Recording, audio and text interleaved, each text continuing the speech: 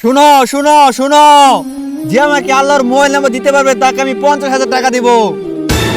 আল্লাহর mobile number? আরে ও এসব কি বলতেছে? ও মনে হয় পাগল হয়ে গেছে, চলো ওর সাথে কথা বলি।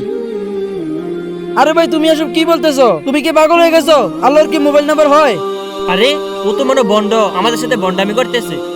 আরে না ভাই, আমি ভন্ড না। তোমরা যদি আমাকে আল্লাহর মোবাইল নাম্বার দিতে পারো তাহলে আমি তোমাদেরকে 50,000 টাকা দেবো।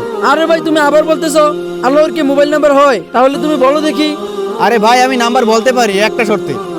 বলো তোমার শর্ত। আমি নাম্বার বলবো আর তোমরা সেই নাম্বার দিয়ে আল্লাহর সাথে কথা বলবে। আচ্ছা ঠিক আছে, তুমি নাম্বার বলো।